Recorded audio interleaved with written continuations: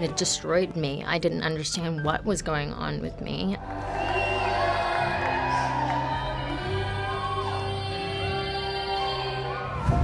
Cardiac arrest. Overdose. CPR is in progress. This was the scene at about 1:50 p.m. yesterday. TMZ with pics of EMS crews outside a Greenville, South Carolina apartment building after a 911 call came in for an unresponsive female and apparent overdose. Behind the bright lights and big smiles, Hayden Panettiere was hiding deep pain that fans could never have guessed. Her tragic death at only 36 shocked the whole world, proving that a famous life is rarely a fairy tale. What really happened behind closed doors during her final quiet days? Did the heavy stress of early fame finally push her over the edge? Or did her close friends miss the real warning signs? Actress Hayden Panettiere. Hayden Panettiere. Hayden Panettiere. Hayden Panettiere. Tragic passing of Hayden Panettiere at 36. The coroner's office in Greenville, South Carolina is saying she was found in cardiac arrest by first responders. Join us as we break through the rumors, uncover her private journals, and reveal the shocking true story Hollywood never wanted you to hear: the tragic death. On the afternoon of Sunday, August 16, 2026, emergency dispatchers in Greenville, South Carolina, received an urgent 911 call reporting an unresponsive female in cardiac arrest at a local residence. First responders rushed to the scene shortly before 2 p.m., initiating immediate life-saving protocols, but were unable to revive the 36-year-old actress. Within hours of the initial emergency call, news of Hayden Panettiere's sudden passing broke across international wire services, sending shockwaves through the global entertainment industry. For millions of fans who spent years watching her grow up on TV, from a kid actor to a primetime lead, the sudden loss made no sense at all. Local officials later confirmed she died right at the scene after suffering a cardiac arrest. Early reports showed no signs of injury or foul play, though investigators started routine toxicology tests to figure out what actually triggered the heart failure. As the formal inquiry got underway, there was something almost jarring about the timing. Only months earlier, Hayden Panettiere had seemed to be finding her way back into the public eye, enjoying a renewed wave of attention throughout the spring and summer. Now, that comeback had been replaced by official reports, an investigation, and a family trying to process an unimaginable loss. Shortly after the tragedy, her father, Alan Skip Panettiere, spoke publicly about the family's grief, describing Hayden as an incredible light and a force of nature who had brought enormous love and joy not only to the people closest to her, but also to the millions who had watched her on screen. The timing made everything feel even more cruel. Hayden died just 5 days before her 37th birthday, on August 21st, and only 3 months after releasing her deeply personal memoir, This Is Me, A Reckoning, in May 2026. After spending most of her life being talked about, photographed, judged, and picked apart in public, she had finally reached a point where she was telling her own story in her own words. More importantly, she seemed genuinely hopeful about what came next, particularly the possibility of a quieter and healthier life. That is what makes her death so difficult to separate from the comeback that came before it. What was supposed to feel like Hayden finally getting another chapter ended up becoming her goodbye. What nobody around her seemed to consider was that eventually the cameras would stop rolling, and the coping mechanisms wouldn't. The memoir. In May 2026, Hayden published This Is Me, A Reckoning, and the timing felt deliberate. She was 36. She had survived addiction, domestic violence, the loss of her brother, and years of being away from her daughter. The book was supposed to be the beginning of a new chapter, and for a while, it seemed like it might be. It climbed bestseller lists, generated significant press attention and put Hayden back in the public conversation in a way that felt controlled and intentional for the first time in years. The revelations inside were staggering. She wrote about being placed in a bed next to an undressed, unnamed famous man on a yacht when she was 18 by a woman she'd considered a protector and a friend. She described the incident in detail on Jay Shetty's On Purpose podcast in May, saying the woman had physically walked her into a small cabin and acted as though it was completely normal. She described the betrayal as devastating and later told people close to her that she was genuinely afraid of the former friends she'd written about in the book, whom she considered dangerous but couldn't legally name. She wrote about the postpartum depression that consumed her after her daughter Kaya was born in December 2014, a birth that was itself traumatic, requiring 7 blood transfusions and 3 hours of surgery. She wrote that she felt nothing when she first saw her baby, that she didn't want to spend time with her, and that a gray color had settled over her entire life. She wrote about becoming addicted to Klonopin in addition to alcohol, about waking up every morning with drinking as her first thought, and about the doctor who warned her she'd be dead within 5 years if she didn't stop.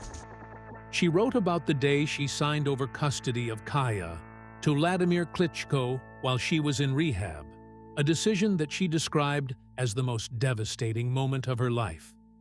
The book dropped a bomb nobody saw coming.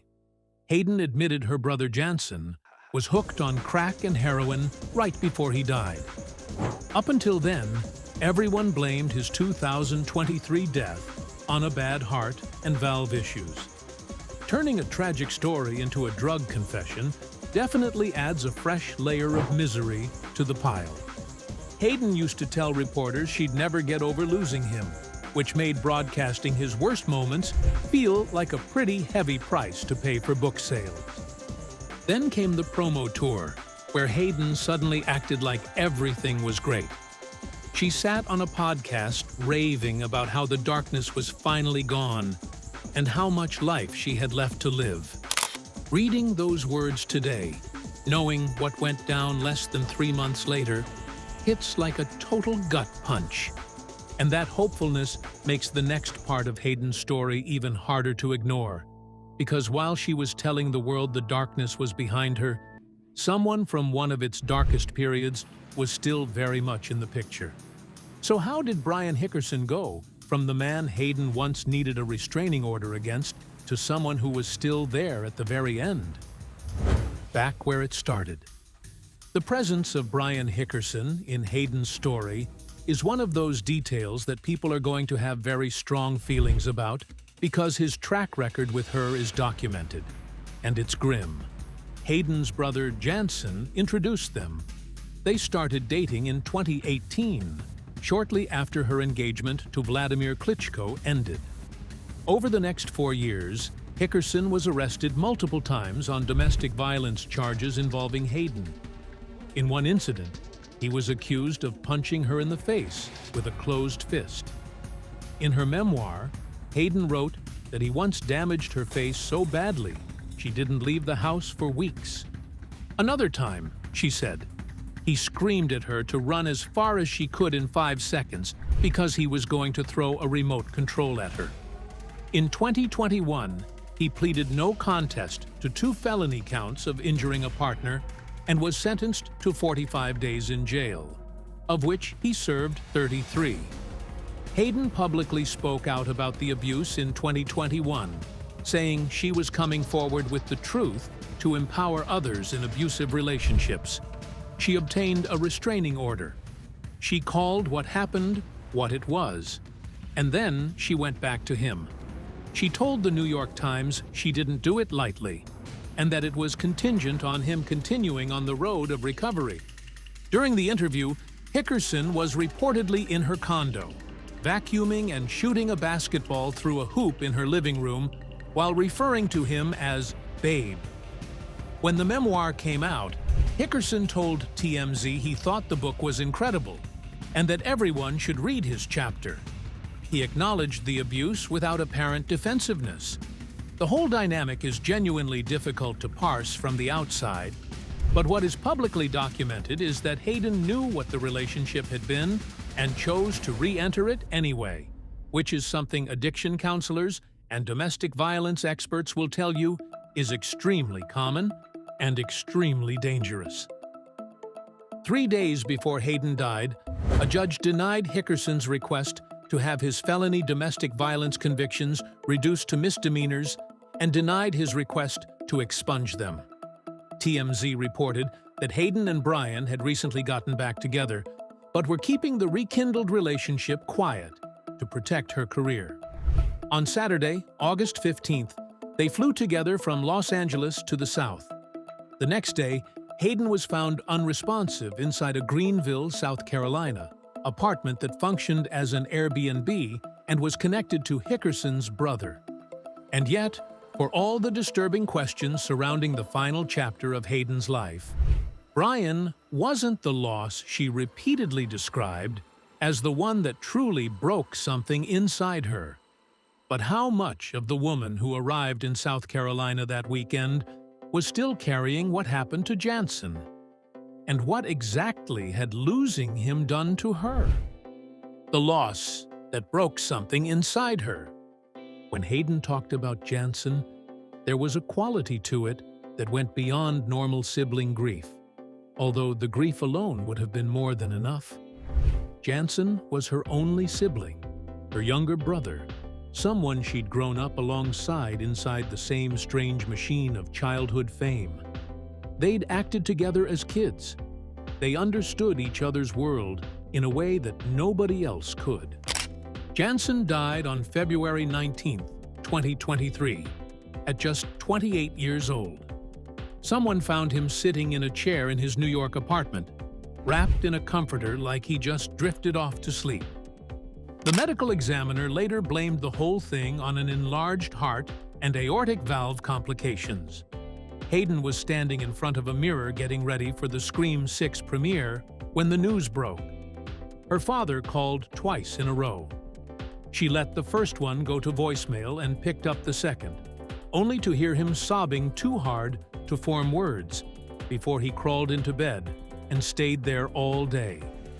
The grief manifested physically in ways that alarmed the people around her. She told people that she became agoraphobic, that she experienced rapid weight gain from the stress, and that for a period, she couldn't bring herself to leave the house at all. She described looking in the mirror and not recognizing herself. She said that losing Jansen was the kind of loss that rocks your world and never fully puts it back together again, and that she carried guilt about whether she could have done more to help him. The guilt hit even harder after she put out her memoir and admitted he was hooked on crack and heroin, stuff she claims she didn't even fully grasp until he was already dead. Official records still blame a bad heart, but throwing substance overuse into the story completely flipped the script. It obviously tore her up, mostly because it meant publicly admitting that while she was battling her own mess, her brother was fighting and losing a completely different war right next to her. Two siblings, both child actors, were both struggling with substance abuse, and one of them didn't make it to 30, while the other made it to 36. So what happened next? The final weeks. In the months before her death, Hayden was dealing with more than the emotional fallout of the memoir.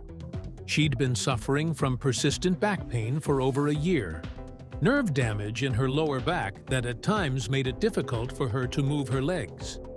In March 2026, she was photographed on crutches at LAX, leaning on Hickerson for support as she made her way through the terminal. She told paparazzi she had pinched nerves and was on the mend. In May, she told Women's Health that she hadn't been able to bend her toes or lift her foot at all, and that nobody had been able to give her a solid answer about what was wrong. She described it as the scariest thing that had ever happened to her physically. For anyone who understands the relationship between chronic pain and substance abuse, This detail matters enormously because opioids were the class of drug that started Hayden's addiction journey at 15, and chronic back pain is one of the most common reasons people return to them. The physical problems were only part of the story. Financial and career pressures kept piling up in the background. Book sales looked great on paper, but acting jobs stopped coming in, leaving her on the sidelines while everyone else moved ahead. Entertainment lawyers love pointing out the obvious truth here. Fame does not equal infinite cash. Without a steady stream of new contracts, the money dries up fast. A $6 million net worth sounds huge to normal people, but between Los Angeles living costs, non-stop medical bills, and years of personal disasters derailing work, that money disappears real quick. Her final Instagram post, on July 27th, was a photo with her friend, photographer Randall Slevin. She captioned it, "Good times and good friends." Slevin would later pay tribute to her on Instagram stories, writing, "Peace be with you, H." She would have turned 37 on Friday, August 21st. She died 5 days before her birthday. That final post looked painfully ordinary. Just a woman enjoying time with a friend, with no hint that it would become the last thing she ever shared with the public. But when you look back at everything that happened before that photograph, how much of Hayden's story belonged to her choices, and how much belonged to an industry that had been shaping her life since she was a child? What Hollywood owes the children it creates. Hayden's story hurts to watch because everyone has seen this exact script play out 100 times before. Kids get thrown into showbiz before they even understand what a day job actually is. Adults cash in on the kids' talent while treating a completely dysfunctional environment like standard business practice. By the time that kid turns into a teenager, the same adults responsible for keeping them safe are the ones handing over the drugs. By the time teenagerhood turns into early adulthood, a full-blown dependence on substances is already locked in, with zero coping skills in sight, because normal emotional growth was completely blocked. The next few years become an endless loop of rehab stints, relapses, toxic partners, dying careers, and public humiliation. Meanwhile, the very industry that handed over the matches stands back, ignores the house fire, and turns the whole tragic mess into primetime content. Variety published a piece the day after Hayden's death titled "Hollywood Failed Hayden Panettiere," and the argument is difficult to refute. She was a working actress from infancy. She was given drugs by a member of her own team at 15. She described being placed in a sexually compromising situation on a yacht at 18 by someone she trusted. She wrote a book about all of it, did the press tour, and died 3 months later. Connie Britton, her Nashville co-star, posted a carousel of photos on Instagram and wrote that Hayden was bursting with brilliance, shining so bright, adding that she had no words for this sad song, just heartbreak. The tributes captured how brightly Hayden had lived in other people's memories, but they also marked the beginning of a much harder question about what remained after she was gone. So, beyond the headlines surrounding her final hours, what did Hayden Panettiere actually leave behind? What Hayden left behind. On Sunday, August 16th, at approximately 1:50 p.m., a friend of Hayden's called 911 from a residence in Greenville, South Carolina, reporting an unresponsive female in cardiac arrest. Paramedics responded and attempted advanced cardiac life support. Dispatch audio referenced an overdose. Resuscitation efforts were unsuccessful, and Hayden was pronounced dead at 2:32 p.m. She had been temporarily staying in the apartment. The Greenville County Coroner's Office claims the official cause and manner of death are still under investigation. Local police added that an initial walkthrough turned up no evidence of foul play or weird circumstances. Later that night, Skip Panettiere put out a statement calling his daughter an incredible light and a force of nature who brought massive joy to everyone in her orbit and millions of fans online. Meanwhile, reports point to major behind-the-scenes family drama over the funeral plans. Insiders say her estranged mother, Leslie Vogel, the exact woman described in the memoir as someone demanding to be treated as a boss, confidant, and shrink all at once, is now trying to run the whole show. What Hayden leaves behind is her daughter Kaya, who is now 11 and lives with her father in Europe. Hayden spent her final months telling anyone who would listen how much she loved that child and how devastating it was to not be with her every day. She told Jay Shetty, with visible emotion, that the idea that anybody would think she simply gave her child away and was fine with it was heartbreaking and could not be further from the truth. The memoir sits there as a completely different book than the one intended. This Is Me, A Reckoning was supposed to mark a brand new chapter, proof of having survived the worst and coming out on the other side. Now, it stands as the final ledger of a life spent being used, drugged, and exploited by everyone around. 36 years of fighting off constant dysfunction, and for a short moment, it actually looked like a win. What does Hayden Panettiere's story say about how Hollywood treats its child stars, and do you think the industry will ever truly change? Share your thoughts with us in the comments section. Remember to like, share, and subscribe for more. Also, click the next video showing on your screen. You will enjoy it.